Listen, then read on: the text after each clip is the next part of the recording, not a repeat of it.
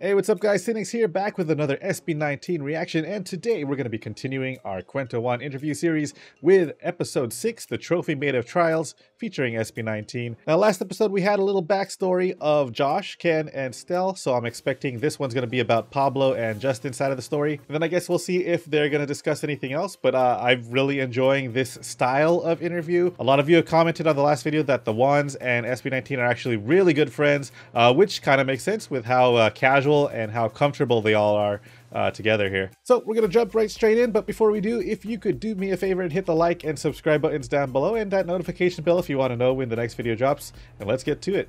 Alrighty, Kwento Juan, The Trophy Made of Trials, featuring SB19, episode 6 by the Juans. Here we go. Kung scam, edi uwi ako ulit, sabi kong gano'n. Scam nga. Napaka-cruel naman ng mundo. Talagang unfair para sa mga taong katulad ko, gano'n. Doon ko na-realize na parang, ba't gano'n? Pag mabait ka sa tao, parang mas lalo ka nilang inaabuso, gano'n. We got a little recap of the last video here. Wow, that is so amazing, right? At syempre, ang motto natin sa Kwento Juan is substance over status. But again, we have to bloom where we are planted. I have to be able to appreciate. So the Juans are a band, right? Without doubting my own. We have unique. No, they're not like P-pop, Yung mga blessings. but they're is also OPM. responsibility. Sorry, medyo ang haba ng story ko. Okay lang. Actually, nung Oh, una, we're going straight right into it kasi now. di ba nasa group kami ni Josh. Nung nakita ko yung audition, ang dami na kagad na pumapasok na thoughts sa utak ko. Pwede ko siyang patusin kasi pag kumita ako ng pera, okay, sige mama, papa, ito may napapala po ako dito, pwede ko po itong itulong sa atin. Or pag sumali ako dito, hindi ko sure kung ano yung mangyayari, kaya iniisip ko kung itutuloy ko. Pero ayun, sinubukan ko pa rin kasi nga meron akong friends na talagang nag-push. Okay, so we're continuing Stell's story actually. Nung nakikilala na yung SB19, ayun, naparanoid na naman ako kasi iniisip ko, my God, nakikilala na yung group. Nakikilala na, nakikita na sa maraming lugar, nakikita na kung saan. Doon na pumasok sa isip ko yung ito na yung kinakatakutan ko talaga. Is yung masasabi ng ibang tao tungkol sa akin. Yung kinakatakutan ko nung bata ako, mukhang babalik na naman ngayon. Yun lang yung pinaka naging kalaban ko is yung sarili ko. Alam ko naman na kaya ko maging best doon pa sa isang bagay na yun. Pero pinapangunahan ko ng pag ginawa mo yan, maraming masasabi yung tao. Pag ginawa mo yan, ma-judge ka ng tao. Pag ginawa mo yan, hindi mo kaya, wag mo na lang ituloy. Laging ganun yung nasa isip ko kasi yun yung natatak sa akin nung bata ako. Yung What na song namin, di ba nakapag-promote? Yung What na song namin, sobrang ano talaga nun, sobrang laki talaga nung tama sa akin yung What na song namin. Kasi sa panahon kasi ngayon, marami tayong problema kinakaharap. Alam mo yun, maraming masasamang bagay na nangyayari. And sa sarili mo, ang dami mong pinapatunayan. May bilang ako sa mundo, parang gano'n. And sa hirap ng pinagdadaanan natin ngayon, wala na tayong ibang naiisip na sisihin, kundi yung sarili natin. Parang wala na tayong ibang naiisip, kundi magsabi na lang ng masama sa sarili natin. Kasi wala na tayong ibang magawa. Kasi stuck tayo sa isang bagay na hindi natin alam kung ano yung solusyon. Oy, ano naman ngayon kung hindi ikaw yung pinakamagaling doon sa bagay na yun?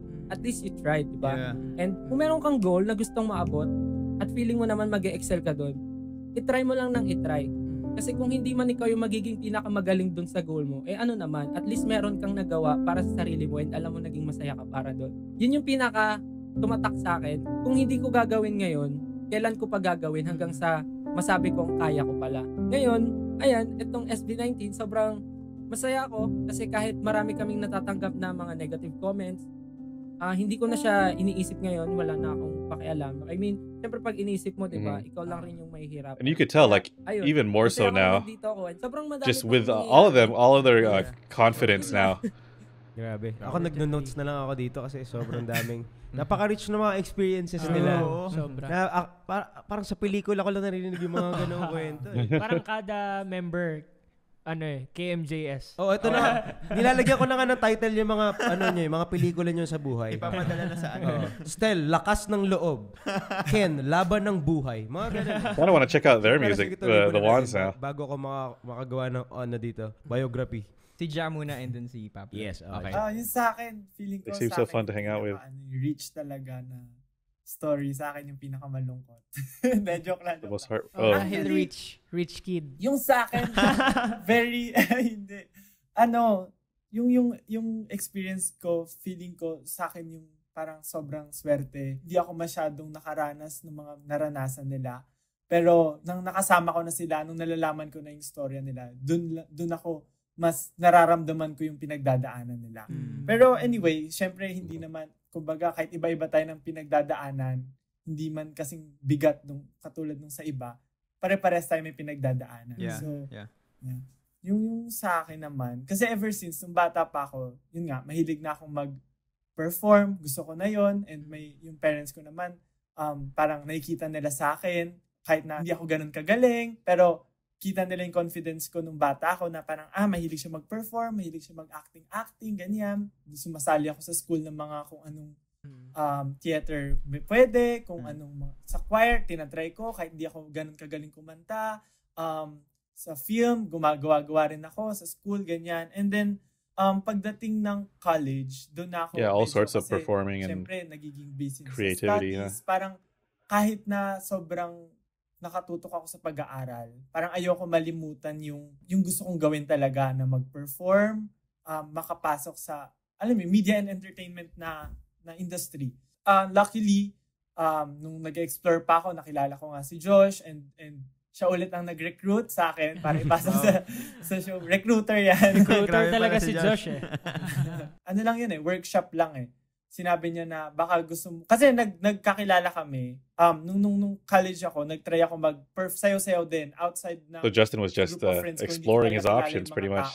Nag-reach out lang ako sa iba. And ayun, nalipat-lipat ako sa ibang grupo, nagtry ako magsayaw-sayaw and until makilala ko si Josh. Tas siguro nakitaan niya rin ako ng potential. Sabi niya, baka gusto mo mag-try umattend dun sa workshop and baka makapag-training ako, ganyan. So, umattend ako. Sige, punta ako dyan. Nung pagpunta ko dun, sinabi nung teacher namin, yung nag-observe sa yung Korean teacher namin, sabi niya, baka gusto mo mag-training, ganyan. So, ang problem ko nun, kasi nga, nag-aaral ako and syempre, ayoko naman iwanan yung pag-aaral ko kasi gusto rin ng parents ko makapagtapos ako.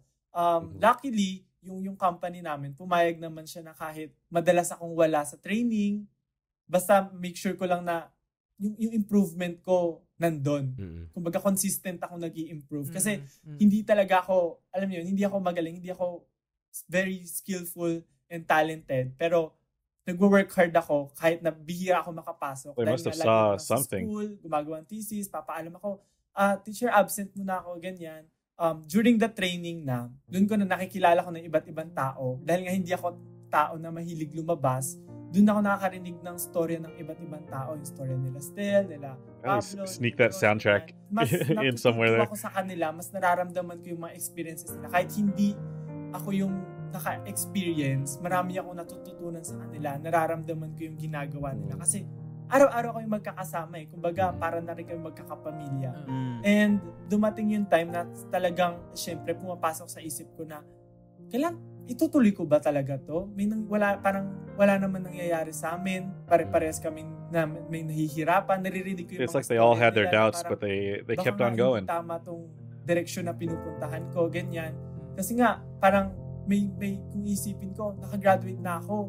Ang daming opportunities para sa akin. And tapos naririnig ko yung stories nila na nahihirapan na sila.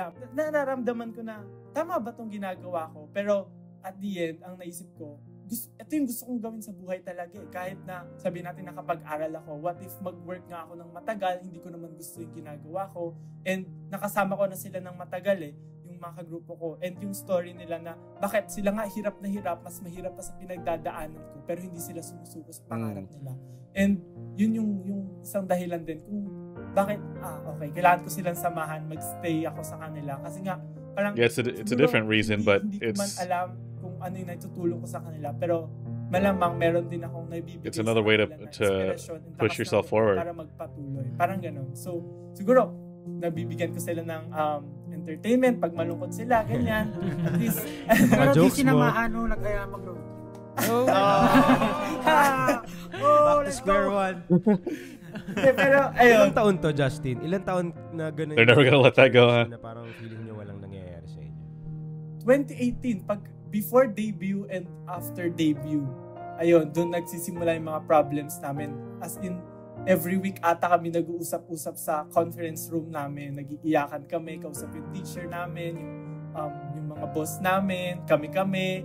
Parang, tutuloy pa ba natin to? Anong gagawin natin? Kailangan natin manghingi ng tulong, mga ganyan. Kasi nga, siguro ito yung mga hindi pa nakikwento as an SB19 na sobrang naalala ko. Ako kasi wala akong iiyak na personal na story ko. Pero yung pag narinig ko yun sa iba, yun yung naiiyak ako. Parang sinasabi ko sa teacher namin, sabi ko, teacher, kahit si Josh na I feel you, Justin. Nagpa-practice, pero yung sapatos na pinangsasayaw I think I'm the same way. Really, ganyan. Tapos, empathize with people. Si Pablo, pag hindi nakasya yung pera niya, nagsiskip siya ng meal.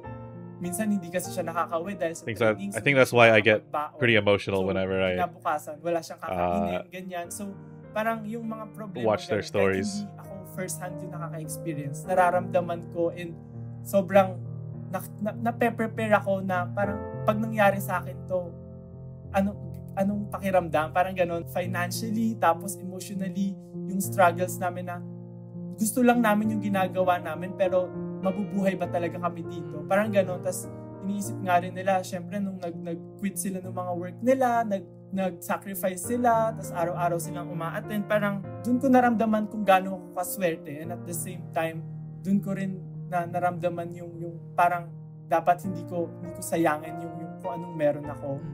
Hindi ako dapat sumuko kasi yung pinagdadaanan nila mas mahirap pa sa pinagdadaanan ko, and nakakaya nila. And ayun, ngayon na dahil nga hindi kami sumuko, dahil sa mga storya namin, sa kanya-kanya naming storya, nagbigay kami ng lakas ng loob sa isa't isa, and finally, nandito na kami kahit papano going there sa pangarap na hindi namin sinuko. Yeah. Grabe. Ang libro na yun, 4 na volume na. So, volume 5 na tayo. Pablo? Last but not least. Ako kasi, honestly, ayokong nagkukwento ng story ako kasi nare-remind ako sa mga unspeakable things na ginawa ko before. Pero, siguro ikakwento ko na lang yung siguro journey ko bago ako pumasok sa SB19. Life is hard in general talaga. Kasi kami, medyo malaki yung family ko. We're a family of 7. Yung tatay ko nagtatrabaho sa abroad. Tapos, brother ko may sarili ng family. Tapos, syempre kami lahat nag-aaral. Tapos, ganun. Tapos ako nag-work. Tapos before, syempre, meron talaga sa heart ko, in my heart, before pa ako pumasok ng college, gusto ko na talaga music yung kunin, pero we don't have the resources to get that kind of yung education. Swerte nga ako kasi yung tuition ko nasa 600 lang, 700, 500 kasi sa State University ako pumasok. Pero ayun, thankfully nakapagtapos ako, and then nagtrabaho ako immediately. Tapos yung in my heart, nandun kasi yung parang unfinished business na parang never mo matatakasan hanggat hindi mo sinusubukan or hindi mo pinapursue, hindi mo tinatry na abutin. Tapos nagtatrabaho ako for a year, and then yun nga, nakita ko yung Showbity na nag-hire sila ng professional performers. Sabi ko kay mama, Mama, gusto ko tong subukan. Sige, tapos sabi, sige, subukan mo. Tapos tumating yung point, since flexible naman yung schedule ko sa work, yung training kasi namin noon 2 p.m. So, kailangan makatapos ako ng 8 hours ng work. So, pumapasok ako ng 3 a.m. So, it's kind of like he knew what he needed to do in life. After lunch, and then diretso training. Tapos, he wouldn't be able to... Tapos yung training namin ng mga 10, 11, ganyan. Tapos makaka-uwi ako ng mga 12 p.m. Tapos ganun kinabukasan. 3 a.m. ulit, papasok ako. So, such a crazy schedule. Yung point na parang hinang-hina ka na, as in, yung parang nakalutang ka, parang hindi I don't think he could live knowing that, hindi mo ma-feel yung dugo mo sa katawan. that nagging feeling wasn't going to be addressed. Hindi ko na talaga kaya. Gusto kong i-pursue itong dream ko. Gusto kong subukan kung hanggang saan yung maaabot ko. Gusto kong i-test yung sarili ko. Tapos, they weren't really, syempre hindi naman masasabi sa hirap ng buhay ngayon, you can't say na they were really supportive dun sa gusto kong mangyari. They weren't pushy. Yun, kumbaga hindi sila pushy dun sa, hindi, gawin mo yan anak, support kami sa'yo. Bale, mas more on, sigurado ka ba dyan sa gagawin mo? Ano ka ba dyan? May future ba dyan? Parang ganun yung sinasabi nila sa akin. Well, I understand kasi nga, mahirap talaga ang buhay, pero sinugal ko pa rin. And dun sa trainee talaga, ang tagal namin nag-trainee, alam niya ni na Josh, ni Nestel. sobrang tagal. Tapos there were lots of times na talagang sumuko kami. At talagang nabuwag kami yung grupo namin kasi sobrang hirap na eh. As in, yun nga, parang naghahanap ka ng pera, hindi mo alam kung saan ka kukuha, pagod na pagod ka, hindi mo alam kung may mapupuntahan ba yung pinaghihirapan mo, tama ba yung decision mo, 2 years na, wala ka pang kinikita, wala ka pang napupundar, wala kang naitutulong sa family mo. That's so polarizing. Sobrang na-depress ako, kinwestiyon ko yung sarili ko. Talagang kinlose ko yung mundo ko sa lahat ng tao. Si Josh, lagi akong sinachat na, uy, kaya natin to, ganyan-ganyan. Pero hindi ko siya nire-reply. It's like you don't really have the freedom to reach for your dreams when you're faced with your reality at that time. Before that, parang sobrang depressed talaga ako. Hindi ako makakain. As in, I did unspeakable things talaga. Lagi ko rin hindi ko man nakakwento, pero I don't always talk about my faith. And I respect people na hindi rin naniniwala kay Lord, kay God. Pero in my life kasi, He's been so kind to me. Talagang, kung wala siya, hindi ako makakapagpatuloy. And, ayun, I'm not perfect. That's awesome. Like, I'm not perfect. No one's perfect. Marami akong shortcomings. I sin. Pero, I'm really thankful na nasa buhay ko siya. Kasi, hindi talaga ako makakapagpatuloy kung wala siya. Tapos, sabi ko sa mom ko, ma'am, ano na lang, mag-meet na lang kaya ako ng cow sa New Zealand, ganun gagawin ko. Parang ganun mga bagay. Tapos, na-realize ko, hindi ko talaga kaya pakawalan yung dream ko, bumalik ako.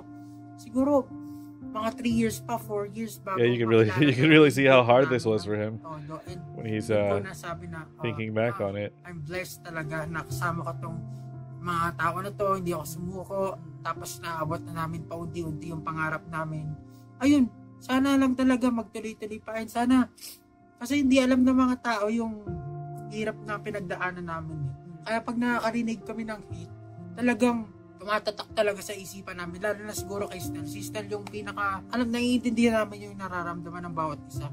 So, sana ma-realize din ng mga tao na I think that's what really bonds them together, is going through the hardships together. Nag-work hard tayo for it. And then they could be their a safety net to each other. Pakilala natin talaga yung Filipino music, yung OPM sa buong mundo. Ayun lang. Ganun yung nangyari sa akin. That's so awesome. Naiyak na. Mad respect. Sobra. They have like the same reaction. Sobrang respeto sa inyong lahat, guys. Thank you for sharing this story because I know lahat ng hirap na pinagdaanan nyo, lahat ng sacrifices na kinailangan nyo i-give up para sa pangarap nyo, napakadaming milyon-milyon na Pilipino ang makaka-relate sa kwento na to. Yes. Kasi talagang akala nung iba yung buhay natin. Yeah, I think it's the contrast in seeing where they came from to where they are now. It really anyone makes them shine even full brighter of the whole story. Sometimes people only see the good parts. They clamor towards the success part na yung SB19 nasa Billboard chart, nasa international charts ganyan, and they all just clamor about that. Pero if they only knew kung ano yung journey na pinanggalingan nyo bago kayo nakarating. And I think this is exactly why we wanted to have this conversation with you. Yes. Because kahit kami, like ako, iniisip ko yung, kung i-compare ko ba yung kasi may sacrifices din naman ako, matagal din ako nag-antay, pero kung i-compare ko sa pinagdaanan niya, parang mas madali pa din pala yung sa akin. Grabe yung pinagdaanan niyo na gina-juggle niyo yung work. Tapos, it's so inspiring. Sa study, tapos nagte-training, tapos ilang taon yung inaantay, tapos walang fruition, ganyan. Tapos, yun nga yung iba, meron pang nerve na mag-comment tungkol sa mga ginagawa nyo na para bang, kung sana lang araw-araw nyong na-explain sa kanila yung pinanggalingan nyo para maging mas considerate sila. Yeah. And I think that's something that we can share to our viewers and to our listeners now na in reality, maraming artists ang struggling. Maraming artists ang nanggaling talaga from zero, from nothing, di ba? Yes. And so, when we bash or when we, say negative things about them, sana naiintindihan din natin na yung journey na dinadanas nila ay hindi madali. And kasi yung iba parang, sikat ka, so deserve mo, dapat kaya mo tanggapin yung mga bashing. And that's true relatively. Why is there Pero bashing in the first place? Ngayon Like, na nakikita natin yung mga what do kwento people have ng against bawat artist na kagaya ng SB19. not just Sana mas SB19, but nagkaroon tayo ng konsiderasyon other people, na other ngayon artists? na alam natin yung background nila na hindi ito madali, hindi ito overnight success. Yeah. Now ako, my personal encounter, kami ni Japs, kasi naalala ko, Japs, napanood natin sila sa isang show. Ang napansin namin ni Japs, sobrang precise ng movements nila. Na parang yung level ng energy, pati yung levels ng kamay, everything, they're so good. And sabi ni Japs, naalala ko niya, sisikat to. But what really stood out was their talent because they were so good. Yeah. Yung puso talaga yung makikita mo dun sa performance. Oh, and when people found out about them, You can. dun na lahat parang skyrocket from there. Dun ko nakita yung value ng they were training kasi. Hindi mo You could see it like yung value the first time you watched them. You could see it in every performance. So yung galing na nakikita natin ngayon, hindi yan magic na pinanganak silang magaling na talaga. In fact, ako nga nagugulat na sinasabi ni Josh, sinasabi ni Jana, hindi daw sila magaling. Parang, saan part yung hindi magaling? Totoo ba kayo? Kung hindi kayo magaling, sa paano na lang kami? Sobrang nagagalingan sa vibe pa lang. Hindi pa sumasayaw tatayo pa lang Yung pastora pa lang niya, mag-start pa lang yung... Ang point ko is, sobrang dami ng learnings na hindi ko ma-dissect isa-isa, sobrang dami. Pero yung value of patience, value of training, value of fighting for your dreams, and yung possibility na ma-inspire ka din sa fire ng ibang tao. This guy's really well spoken too. Yung drive ko nanggaling sa drive like he's na parang kung sila ganito, he's putting into words what everyone's thinking. And so guys, una sa lahat, thank you for sharing. No, it's a really good interview and like a thousands of people explanation of because if they can only hear summarizing everything all before you became all their stories. SB19, sobrang may inspire sila. Kayo boys, meron ba kayong gustong sabihin? Ako gusto kong idagdag yung admiration ko sa humility nila. Yeah. That too. Maririnig mo sa kung paano nila kinuwento yung journey nila. Nawala silang kinimkim na sama ng loob dun sa journey na pinanggalingan nila. But more of proud sila na ganun yung pinagdaanan nila. At yun yung mga nag-contribute sa kung nasan sila ngayon. And grabe, sobrang mad respect talaga. Sobrang... True. Pero may gusto lang din ako itanong. Parang, dumating din ba sa point nyo na kahit ginagawa nyo yung gusto nyo, hindi kayo masaya? Kasi yun, parang nakwento nga namin sa inyo, parang nagpa-perform kami. Pero kaming time na nagpa-perform ng like different languages talaga na Chinese, Korean. Tapos parang kailangan namin sa uluhin lahat ng kanta na yun. Parang mawiwindang ka. Tapos parang kinabukasin ipa-perform yun. Tapos sabi ko, tama ba itong ginagawa namin?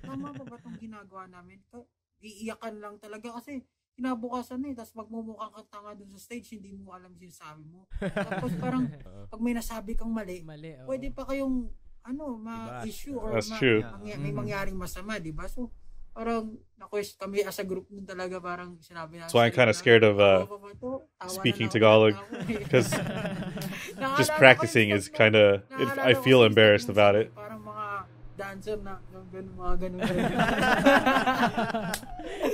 Zumba ba yan? Zumba? Ay! Medyo, malapit na doon. Pero to answer your question, meron ba kaming ginagawang ng mga ibang bagay na hindi kami I guess it's not always happiness, it's not always pure joy and pure fun. Meron din talagang element of sacrifice. Oh, he gets the soundtrack too. Compromise, especially artistic compromise or creative compromise. Na minsan ito yung expectation mo as an artist, pero ito lang yung kinakaya ng budget, ito lang yung kinakaya ng pagkakataon, ito lang yung kaya ng resources nyo. So I guess ako siguro personally, one thing that I have to deal with is disappointment. Palagi. Na, syempre as an artist, especially, ang laki kasi ng pangarap natin, medyo mga ambisyoso kasi talaga tayo, di ba? Ang laki ng pangarap natin. So, this guy's really good in speaking. Parang, I worked so hard because ito yung gusto ko grand, massive, ganyan. Pero minsan, pag dumating na dyan, parang, ito na yun. Pag bumangga na dun sa reality. Reality, So, meron laging balance ng, ito yung expectation ko creatively, pero ito yung resources. So, paano ko siya ipag-merge? I guess, minsan dun ako nagsustruggle na ang grand ng mga thoughts, pero ang limited ng resources. Pero not naman all the time. Syempre may mga pagkakataon naman na na-fulfill din naman yung mga creative ideas natin. Pero it feels like he's like teaching life lessons. Palagi ba kami mukhang masaya sa inyo. Pero hindi rin kami hindi kami immune sa mga disappointment. May mga letdown moments din kami. Ako, to be honest, recently we just had a very letdown moment. Meron kaming mga parts ng buhay namin na we wish could have been more successful, na sana mas maraming ganito, sana may allotment for ganito, ganyan. So marami pa din struggles. I think hindi naman nawawala yung obstacles. Meron nga kami lagi sinasabi na new levels, new devils. Meaning, parang sa video game, di ba? As you progress dun sa level ng That's game, the first time I've heard that, actually. That makes a lot of sense. Yung dati parang sa Mario, di ba? Yung una, may bagong boss. Oo, may bagong boss, di ba? Pero ang isang indicator na nasa tamang path ka pa is kung meron ka pang mga kalaban. Kasi 'di ba sa arcade, sa video game, pag wala ka ng kalaban, malamang wrong way 'yon. Yes. One indicator na you're in the right path is there will be obstacles along the way. And I think na yung level na narating ng SB19, I'm sure meron pa din kayo mga obstacles na hinaharap as of the moment. Pero my encouragement to you guys is maybe that's a marker that you're actually doing what you're supposed to do. Because especially ang pangarap natin buong Pilipinas ma-inspire, di ba? So sa dami ng boses na nagsasalita kasabay natin, talagang merong opposition, talagang may obstacle, talagang may struggle towards it. Pero kami, okay, we are a living testament, and believe us when I tell you, walang halong showbiz to. Kami, now that we know your story, we're rooting for you. We want you to make it. Kung hindi man kami, sana kayo. Alam mo yun? Kung hindi man namin kayanin yung mag-international kami, sana kayo makarating kayo dun sa world domination. Oh, that's awesome. Because I believe in your vision, and I've seen you guys work not just in this interview, but I've seen how you work backstage. I've seen yung persistence nyo, yung hard work nyo. Legit na nakaka-inspire talaga. No stare, no showbiz. And ako siguro yung fan nyo ko, hindi lang dahil magaling kayo kumanta, hindi lang dahil magaling kayo sumayaw, hindi lang dahil artistic kayo, pero na-capture nyo ako sa kwento ng mga buhay nyo na, kung may botohan dito, kung PBB to, lahat ng boto ko bibigay ko sa inyo. Lahat ng SIM card namin sa bahay kayo yung iboboto. No, seriously guys, I'm rooting for you, and I hope I will do everything I can to help you and support you guys, and to always wave the banner of That's awesome. SB19, because you're representing. No wonder they're such close friends. Like, this is so. Masaya ako na nandito na must feel so good for them to have support like this. Who you are. Na hindi na kayo basta lang na-identify sa mga K-pop groups. Kasi nung una, yun talaga yung naging path eh. Yun yung naging introductory path nyo. But now that you're coming out of that shell and you're really showing what SB19 is made of, I am so proud of you. Even yung kanta, yung language ng kanta, yung... What was this guy's name again? I know like, your desire is to really make a mark in this industry. Like Carl? And you are doing it. So, big props to you guys. Mad props to you. Mad respect. Na-realize ko lang dun sa lahat ng kwento nyo, guys. Yung level ng hirap na pinagdaanan nyo. Diba, katulad nga sa game, pag mas tumataas level, mas humihirap. Parang yung napagdaanan nila sa buhay, yung experiences na dala-dala nila, yun yung magagamit nilang experience para kaharapin yung mga bagong boss. Ika nga sa mga game. Yung pagtitiis, yung patience, yung humility na na-build nila sa sarili nila, yun yung napapakita nila sa tao ngayon eh. Hindi lang sa magaling sila sumayaw tsaka magaling kumanta, pero pag tinignan mo sila, hindi lang sila yung sa labas eh, pero sa inner din sobrang rich. Yung character din sobrang rich. And that's why a lot of people na-discover sila. Isa ko pang na-realize is daming realizations. sorry. Puno yung notebook na. Puno yung notebook eh. Na yung pangarap mo, mas malaki sa'yo kasi makaka-inspire yun na hindi lang sa buhay mo pero sa buhay ng ibang tao. Your struggle today will be your story later on. Yeah. And the difficulty you're facing today will be your victory later on. For the other members, may message ba kayo sa lahat ng mga kagaya natin? Oh, that's what one means? pero nagda-doubt sila sa sarili nila dahil The baka common yung man. iba kagaya ni Ken na galing sa malayong probinsya, baka yung iba kagaya ni Stel na natatakot ipakita yung sarili kasi natatakot na may masabi yung mga tao. Si Josh pala na maraming obstacles, maraming hadlang, ganyan. Or kagaya naman ni Justin na hala, yung buhay ko hindi naman pang MMK, parang masaya naman kami, pero ibig sabihin ba nun, wala na akong karapatan na i-pursue din yung pangarap ko na maging inspirasyon din sa mga tao. So, para sa mga kagaya nyo na nangangarap din, what message can you give them?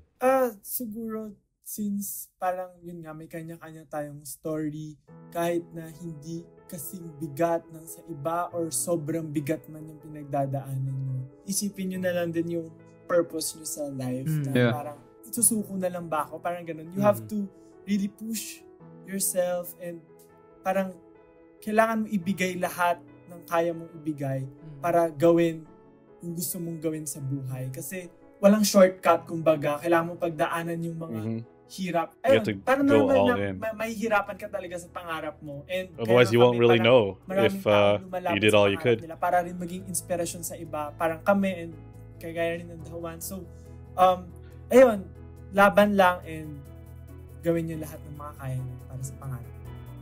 Nice. Laban. Stel? Ayun, para sa mga katulad namin na hanggang ngayon, iniisip pa rin kung tutuloy ba nila yung gusto nila mangyari sa buhay nila or kung meron man dyan natatakot pa din hanggang sa ngayon. Feeling ko, ang masasabi ko lang, hanggang kailan ka matatakot para ipaglaban yung para sa sarili mo naman ngayon. Kung matatakot ka lang ng matatakot, wala na, parang lalaki ka na lang or tatanda ka na lang nang dala yung takot na yun hanggang sa magkaedad ka, hanggang sa kung saan ka makarating sa buhay, dala-dala mo yung takot na yun. Tapos hanggang sa hindi mo na magawa hanging on to the what ifs. Nasa isip mo kaya mo sanang gawin. Tapos kung hindi man ganon karami yung taong nagtitiwala sa'yo, sana pakinggan mo yung sarili mo and sana yung sarili mo na yun may tiwala rin sa sarili mo. Kasi pag nakita nila na naniniwala ka sa sarili mo, susunod na yan eh. Mas makikita nila yung potential mo, makikita nila na grabe yung lakas ng loob ng taong to. Katulad ko, kinalimutan ko na yung mga masasabi ng ibang tao kasi wala ka naman pakialam kung ano masabi nila kasi mas importante yung sasabihin mo and yung sasabihin ng mga taong mas nakakakilala sa'yo. Maybe. Josh? For me kasi, iba-iba tayo ng pinagdadaanan syempre. Iba-iba tayo ng pwedeng maging dahilan kung bakit hindi natin ma-pursue yung pangarap natin. Pero siguro, katulad ko, 'di ba, na dati sumuko na agad ako. Hindi ko man lang binigyan ng chance yung ganitong field. Since mahirap nga yung buhay para sa akin, parang maraming pwedeng nagbago kung hindi ako nag-decide na gusto kong i-try itong bagay na to. So, alam ko pwedeng marami talaga maging dahilan para i-try mo yung pangarap mo. Pero bakit hindi mo bigyan ng chance? Kasi pag di mo binigyan ng chance yon, maraming what ifs na pwedeng kalabasan yun. Results in the future pala. Once you get out of your comfort zone, once na-try mo, mas nakilala mo yung sarili mo, kung ano yung mga kaya mong i-sacrifice, unti-unti, lumabas ka ng comfort zone mo, then magdidire-diretso na yan. Kung napangihina ka pa ng loob, tignan mo na lang kami, gano'n. Tignan mo kayo, tignan nila kami, gano'n. So, gano'n lang yun. Kumuha pa sila ng mga parang inspirasyon sa mga taong nakaranas na first hand. Awesome. Ken? You will never know unless you jump off the cliff. Forever ka na lang natatakot. Lalo na para sa atin mga artists, diba? Dami natin pinagdadaanan. Andiyan yung mga expectations ng mga tao na gusto din natin ma-met. Gusto ko lang maparating sa kanila na wag kayong palaging matatakot. Matuto din kayong mag-try. Wala kang makikitang resulta unless you try. You never know. Until you know. What you gonna get? Parang kumbaga, yung pangarap, para maging reality siya, kailangan mo talaga ng lakas ng loob. Yeah. In Christian terms, that step of faith, di ba? Yung first step out of your comfort zone. Yeah. That's gonna start everything. Yung mga pangarap, may kalakip na hirap. Yes. Yes. Oh, grabe, galing mo dun. Siguro natatakot yung mga tao na sumubok sa pangarap nila. Kasi iniisip nila na hindi nila kaya or parang they're not great, they're not talented, they're not, good enough. They can, hindi nila kaya gawin yung mga bagay na malulupit talaga. Kumbaga, in my term, may malulupit talaga. Pero ako kasi, I have this, fascination sa moon, yung buwan. I'm always amazed by the moon. Kasi, di ba, yung buwan, nangihiram lang naman siya ng light sa araw. Pero, it does its job well. Para sa akin, you don't have to be all great. You don't always have to be great para makagawa ng meaningful things. Galing. You just have to accept yourself and do what you can do. Strive to be better day by day. Gawin mo lang yung kung ano makakaya mo. And in time, marirecognize ng people, ng mga tao, kung ano yung meaning ng ginagawa mo, kung ano yung importance ng ginagawa mo. So, just do it. Don't be afraid. Bars. Bars, bro. Bars. Yung pala yung ibig sabihin ng moon dun sa music video. Di ba may part dun si Justin na parang... Oh, hindi naman. Hindi, gabi lang. Oh, from what? Kaya may moon. I guess this is before La Luna. Sorry. Pwede rin, may kanya-kanya tayo. Sorry. Kung moon yun para sa'yo. It's a yes. Muntik na. Muntik na. Pero saktong-sakto yung what, yung angas ng what, sa lakas ng loob na kinakailangan. Alam mo kung bakit what? Bakit? Kasi whatever it takes. Kasi what tawat. Pag hindi mo ginawa yun, magiging what if. Kumbaga, tama na ang what if. Meron ako na-realize nung, di ba sa what? Kasi nung pinanood ko yung music video, angas na angas talaga ako sa sayaw nila. Sa moon? Sa dance moves nila. Tapos? Yung parang, sino ba yun? Si Kael yung binabangga-bangga ko pa kasi ginagaya ko yun. Favorite ko yun yung binabangga-bangga. Oo, binabangga ko. Kasi ang angas talaga. Binagbog ko si Josh. Pero kaya pala sobrang well-coordinated nila. Kasi bit-bit nila yung storya nila. Doon sa pagsayaw, yung sa passion nila sa craft nila. And salamat sa pagkwento. Alam ko na medyo medyo sensitive umalis kayo sa comfort zone yun na ikwento vulnerable yun sa amin. And heard stories. Sobrang thank you and appreciate namin. And alam ko na mas madami pa kayong na-inspire na mga tao. Yung 18 and Juanistas. Hindi lang kami. Juanistas, ganyan. And madami pang tao. And yun, masaya kami na nakilala namin kayo. Sobra. Brother from another mother. Yeah. Kami rin, syempre. Sobrang thankful din kami na parang we have this time to share our experiences and parang ma-dissect yung mga bagay para ma-point out yung mga pwedeng pagkuhaan ng inspiration para sa mga tao. We're very grateful for that. Thank you so much. Thank you. Grabe, sobrang na-refresh ako. Parang pag-uwi ko gusto ko ulit mag-work This was very inspiring. Bihira rin lang din kasi yung gantong usapan na parang you're just free to talk or you're just free to say what's in your mind talaga na parang makakapag-share ka ng mga deepest thoughts mo na hindi alam ng mga tao. So, sobrang refreshing, sobrang, parang kami, kasi hindi rin naman kami nagkikita-kita lagi, hindi rin kami nakakapag-usap. Yung from time to time na makapag-share ng mga bagay-bagay sa mga kaibigan mo, it's really nice. It's amazing. Yeah. Free! I'm free! And sana magkaroon pa tayo ng isang version nito, pero in person na. Meron, yun mas maganda. Tsaka may pagkain. Sige, magpapalitsyon kami. Are there more interviews with them together? Lechong chichirya. Pwede ba? Yung bangus. Pero seryoso ako punta kayo dito, itutur namin kayo dun sa mga mga hidden places dito sa Bulacan na nature. Tour guide na si Kuya Carl. Hindi. Sasuggest ko na sana Inahan mo ko artist. On the way na daw si Ja sa inyo. Ngayon pa lang. Pero once again, SB19, you are an inspiration. We are rooting for you. And naniniwala kami na maaabot nyo yung mga pangarap niya. At Thank grabe. you. Likewise. Oo, na-inspire kami sa inyo. Parang gusto na namin boy group, mag-dance. Nagpa-practice na kami mag-TikTok Kung ang kanta nyo, what? Ang susunod na kanta namin, where? Tapos when? Tapos how? Ayan.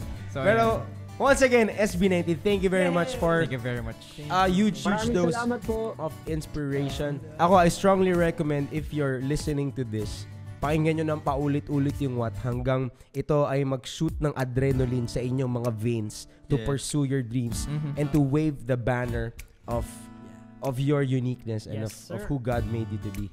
Thank you for the rich stories. Thank you for the vulnerability. Thank you for the inspiration. SB19, mabuhay kayo. Thank you. God bless you. The best kayo. At yan, at sa lahat ng mga listeners natin and viewers natin, sana may natutunan kayo dito sa aming kwentuhan. Oh, this was great. And we hope that we will again see you soon sa susunod na episode. We're the Juans. We have been with SB19 and this is Kwento Juan. That was awesome, guys. I'm really glad I watched this one.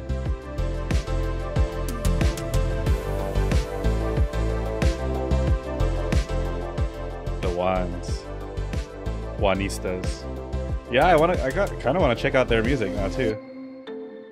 Very tempted to watch those.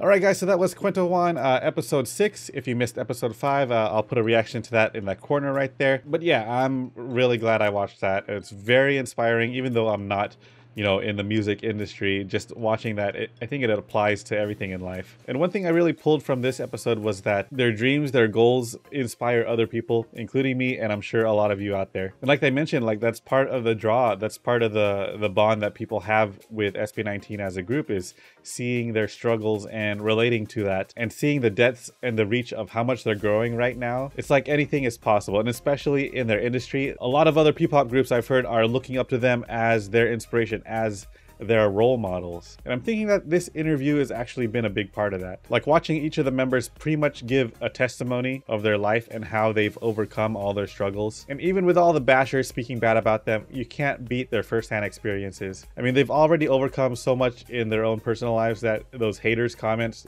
don't really mean anything. Anyways, that was my little soapbox for this video. Thank you guys again for joining me on this one. Leave some comments, tell me what you thought, and I'll see you guys on the next video. Peace.